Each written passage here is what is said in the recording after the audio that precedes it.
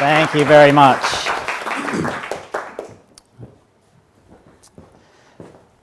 So a couple years ago, I'm stood in the center of a boxing ring at a sold-out Alexander Palace, and I'm nervous. And I am so worried that everybody's going to know what I've just done. And I'm thinking in the back of my head, I've got to cover this up. How am I going to cover this up? I've got to cover this up. We've got several thousand people in the building. We're going live in about 70 different countries. We're on Sky Sports, we're on Eurosport, we're on ESPN in America. It's a big show. And I'm freaking out. And there's so much stuff going on in the back of my head, and I've got to stay focused on the thing that I'm there to do. So I'm looking around, I see the boxers in their ring, in their corners, they're ready to go. I see the referee, I've got to kind of keep an eye on him to make sure he doesn't come in the shot. I see the ring card girls walking, and I got to make sure that they don't come between me and the camera. And so what it feels like for me is I'm stood in the middle of the boxing ring, there's a camera about 1.5 feet from my face. I've got an earpiece in, and there's so much chatter going on, it's ridiculous. I've got all of the channels, so I can hear the production guy saying which cameras are going, so I know where the angle is. I can hear the sound guy talking about the levels, talking about what to do. I can hear the floor manager talking about how everybody's moving. And the way it works is I'm cued in, listening for my name, but in the back of my head, I'm scared to death. Because everybody, I'm thinking in my mind, everybody knows. In reality, they may or may not know, but in my mind, everybody knows. So I hear, ready, Bret? 5, 4, 3, 2, and cue Bret. And I, ladies and gentlemen, very good evening from the Alexander Palace in London, England. And I go ahead and I do my thing. And as soon as I was done, I dropped the mic, I raced out of the ring, I dove through the ropes, and I headed through the crowd, grabbed a full roll of gaffer tape off the sound guy's table, and I headed to the back storeroom because I've got to take care of this thing. As soon as I got into the storeroom, I made sure nobody was looking. I took my trousers off, I turned them inside out, I took a big strip of gaffer tape, and I fixed the seam that had torn when I climbed into the ring on national global television. It was horrible.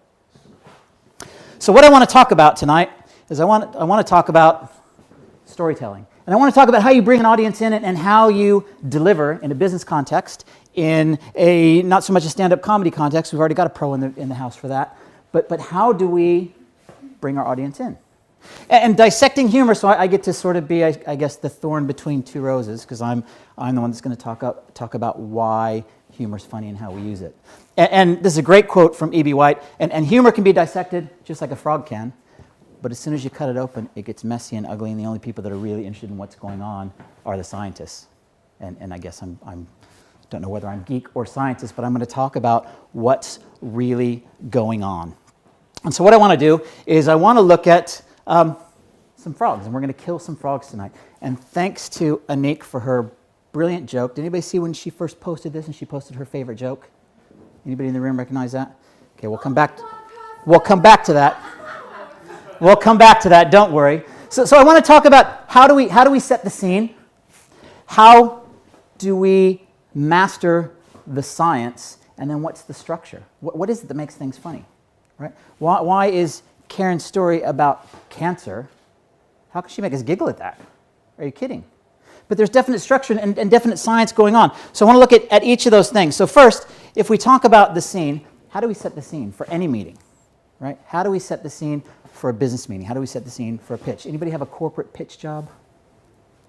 Yeah, okay. So you get a corporate slide deck that you've got to deliver, right? Has anybody sat in a corporate pitch and watched the corporate slide deck? Right? Okay, so I'm going to pitch to you like corporate, and I've got my slide deck behind me, and I've got that that race car slide that's got all the company logos. So let's pretend we're speed dating, and I say, "Hi, my name's Bret, and I'm really, really good looking, and do you know what? I've slept with a lot of women just like you. See their pictures? And how effective is that? Right? And people just kind of switch off because we're not setting the scene, right? So when I'm talking about what's going on in the alley pally, what's going on in my head, what I want to do is I want to parachute you right into the middle of something, right? Suspend your belief a bit. If I'm in a corporate situation, I want to drop you right in the middle of a case study, for instance.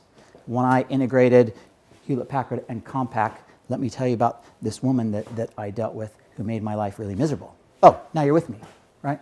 And so as we start to set the scene, just bring people right in, right? Think about your favorite movies, think about your favorite books, think about anything that gets you excited. It's always dropping you right in the middle of a scene, right? Your week to week, whatever shows you might watch, they drop you right in the middle of a scene. And so we want to do that with everything we do. Karen dropped us right in the middle of a scene, right? Brilliant, because now we're with her. Now what happened next? What happened next? Let me tell you about when I called my dad. And then my mom was upstairs doing the ironing, earning her keep, right in the middle of a scene. Brilliant. And we're ready to listen. So as we start to set the scene, the next thing we want to think about is what is actually the science, not only of humor, but the science of storytelling. And why are people interested in what we have to say, right? So, and I'm not going to spend a lot of time on these because I typically run a whole day, but if we think about our history as humans, right? Some people say we're wired for stories. Some scientists say we have evolved as storytellers. Some scientists say, well, we actually haven't evolved as storytellers, but good storytellers exploit that bit of our brain that hasn't quite evolved. Doesn't really matter which side you look at. But about 1.7 million years ago, we sort of learned how to communicate, right? We learned how to draw cave paintings. We learned how to communicate in pictures. We learned how to build scenes for each other, right? And as we move sort of along the timeline, eventually we learned how to speak about 2,500 years ago. Plato was sat at the feet of Socrates, and Socrates was a storyteller. He was an orator. Plato was a writer, and do you know what Socrates said to him? He said, do you know what? Stop writing that stuff down because it's going to ruin your imagination. Right? And just last week, in some boardroom somewhere, we see people that communicate like this. So here's my talk in an outline, right? And here's just some neurology stuff that I keep track of. And I could talk you through all this. Would you rather I do this? Is this more important? Because, what was that? It is very bright. That's how most slides are. Bright white background with stuff in the middle. And the thing is, the thing is what we've done here is we activate a different region of the brain, right? We activate these two regions of the brain called the Broca and Warnix region. And so the science behind that, so what the Broca and Warnix region do is essentially they're kind of responsible for your motor skills, for the way you put language together, the words you choose. But there's no imagination involved. There's no sort of feeling involved. Is that really bright? And as we start to engage those portions of the brain, people just switch off. And they're not really interested, right? How many speakers have you seen that get up and the first 5 minutes of their speech, they spend justifying the reasons why they're on stage in front of you, right? And they want to give their CV. And all of a sudden, when you start to give a CV, guess what? You engage these same regions of the brain. Not only that, but as a speaker, if you spend 5 minutes giving your CV, you've wasted 5 minutes of opportunity to impact your audience. Because when you're the person standing here facing that way, you have the ability to impact everybody in the room all at once. Why would you want to tell them why you're standing in front of them? They know why, or they wouldn't be there in the first place, right?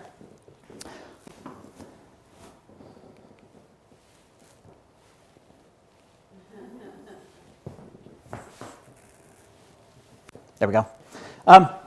So on the opposite side of that, what we want to do is we want to engage all of the sensory regions and all the sensory neural networks in people's brains, right? They've done some studies in Spain where they had some people in MRIs. Woo, MRIs. And they watched their neural activity. And they had them read words like chair and door, and they watched the regions of the brains light up. And then they had them read other words like perfume and coffee and orange juice. And guess what? Different areas of the brains lit up because they were engaging different networks entirely, and they weren't the Brock and the Warwick's area. The thing that Karen did when she talked about her friend on the beach and how she was over the balcony, right? How many of you were right there with her? Go on. One, thank you, sir. When I talk to you about standing in the center of a boxing ring in a sold-out alley-pally with cameras getting ready to go live all over the world, how many of you are nervous with me, right? So this is called neural coupling. So what happens is as we start to tell stories to people, if we're engaging those other areas of the brain, then we can light up the same neural networks in our audience that were lit up in us when we actually experienced it. You might want to not go too far on this, Karen. over your balcony. So what happens is the speaker is delivering a story. The speaker is recalling something. The speaker is giving as much vivid detail as you can.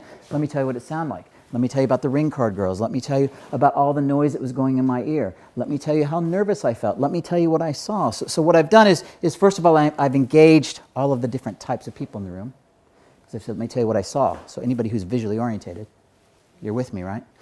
Let me tell you what it sounded like, what was going on in my ears. Now anybody who's auditorily organized, you're with me, right? And let me tell you how nervous I felt. Now all the kinesthetic people are with me as well, right? So I've not left anybody behind, and I've brought you all with me. And then what I've done is I've lit up the same stuff in your brain that's going on in my brain. Karen lit up the same stuff in your brain that was going on in her brain. And when we do that with a humorous intent, then it's amazing. And the more that we do that and the more people that catch on, it's just kind of wildfire. You come here already and you're already pre-framed because you're coming to a comedy night, right? Surprise, I'm here. So you come to a comedy night and you're ready to laugh. And the person next to you laughs and you get a giggle. And then the person next to them laughs. And then before you know it, the whole room's laughing, right? Because we're primed, and as we start to couple up neurologically, then all of a sudden we're experiencing the same thing all together. So when we layer on top of neural coupling the chemicals and things that are swirling around in our brains, right? So there's good chemicals and there's bad chemicals. There's a good mix and there's a bad mix. And so these three, dopamine, oxytocin, and endorphins are the good things, right? These are the things that we want swirling around in our audience's brains. Dopamine is that thing that makes you want to come along with me on the story. So you're wondering what it was that I had done that I knew everybody was going to know about, right? And so what dopamine does is it motivates your audience, it gets them focused on your story, and it helps them to retain the information. When you're delivering dopamine in a humorous context, it helps people learn. And the more that people retain, the more that they learn about what you're talking about. If you tell a funny joke, people remember the joke. If you tell a funny story, people remember you. Because it's your story. It's very different, right? Oxytocin, how many people saw from the stage here? A couple, right? So oxytocin is your friend because this they call it the color chemical, right? This is the thing. If I was to tell you a sad story, or if I was to tell you Karen's set was quite oxytocin-inducing, because we could go along with her on her sort of her trials as she went through it, what it was like on the MRI, what it was like when she talked about the music and how that made her feel, and then all of a sudden we're feeling a bit empathetic. And when you start to feel, when oxytocin starts coursing through your veins, then you kind of start to get generous. You start to be all these things. And then finally, endorphins, and that's the payoff with the laugh. Right? Endorphins make you happy. Endorphins make you relaxed. Endorphins make you more creative. Right? Tom, your whole thing is about making people creative and getting the endorphins rushing around. With humor, with music, with everything. And then people get excited. And then all of a sudden they get creative. And then let's get the marketing department to go do something, build something magical, right?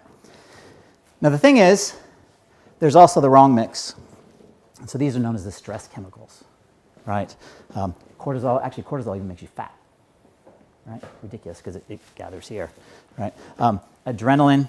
And these chemicals make you all these things: irritable, stressed, impaired, critical. And do you know how you make these chemicals come out in your people's brains? Ah! Sorry. How you feeling? Stressed, irritable, impaired, angry. Do you know how else you can make these chemicals come out in your listeners' brains? Just like that. And do you know how else?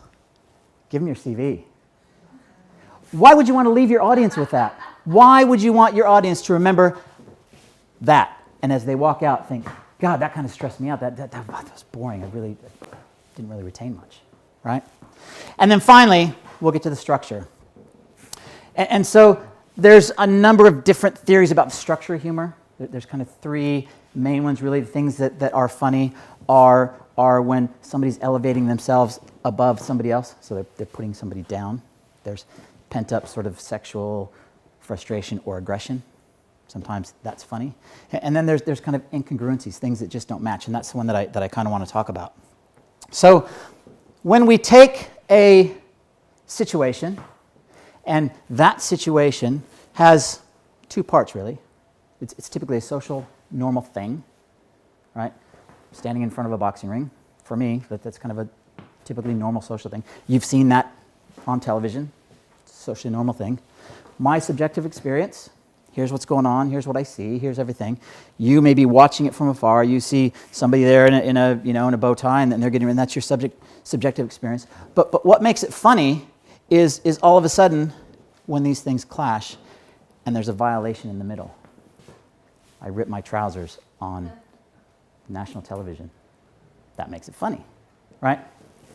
The social norm, not much funny about, two young girls that are a bit hungover and on the beach in Thailand, right?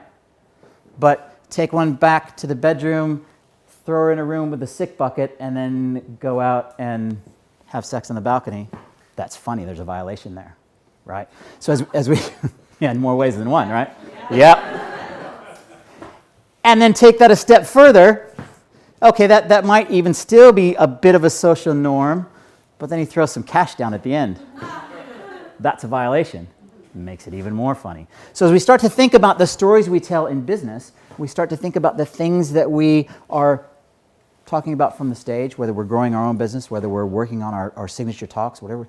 It's those violations that make things funny. And if you think about any joke you've ever heard in your life, it's the violations that make things funny, right? 3 dogs sitting in a veterinary's office, and dog in the middle looks to the dog on his right, and he says, "What are you here for?" The dog says, "Well, I'll tell you, my owners, we live in this flat, and they come home every day at 5 o'clock, and what I do is my owner takes me outside, I go for a wee, they bring me back up, I curl up on the carpet, we watch telly, and I go to sleep. I've got such a great life." He says, "Oh." He says, "Well, that's great, but why are you here?" He says, one day it was 5 o'clock, they didn't come home, 6 o'clock, 7 o'clock. Pretty soon it was 9:30 and they weren't home. I had my legs crossed, but I had to go. So I weed all over the carpet. And apparently this carpet's from somewhere called Persia or something. It's really expensive, and they got really angry, so they brought me here to put me to sleep. Dog in the middle says, "Oh, it's rough that is." He looks... Thank you. He looks to the dog on the other side. He says, "What are you here for?" He says, "Well, it's kind of the same thing, you see." He says, "My owner, he's about 35 years old.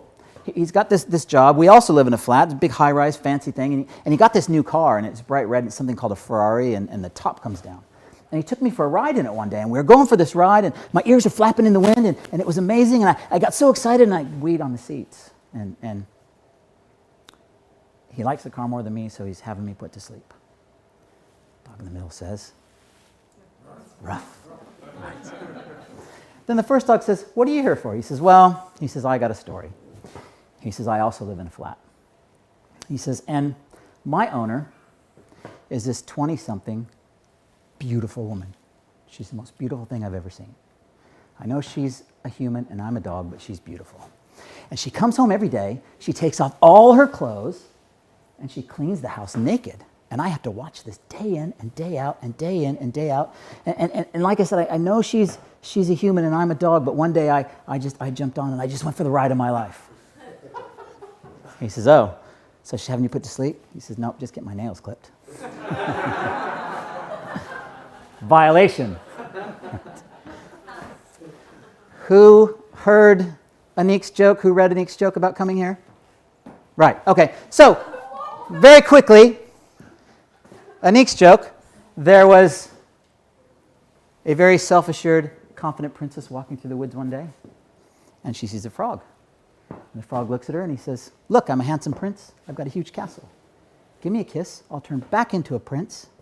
And when I do, you can move in, you can cook my meals, you can take care of me, you can do all my cleaning, all my laundry, and everything will be great. Later that night, as the princess is sitting dining on frog's legs, what did she say, Anik? She said, I don't fucking think so. And I think I found our princess. Again, there's the violation, because we expect everybody to live happily ever after. So I'm just going to leave you with this. As you're thinking about preparing your talks, as you're thinking about whether it's signature talk, whether it's business proposition, whether it's delivering something for whatever corporation you happen to work for, make humor work for you. And think about where you can put humor in. Think about all the things that we've talked about, how to bring people in. And remember, always, when you're standing here facing that way, you have an opportunity to affect every single person in the room. Thank you.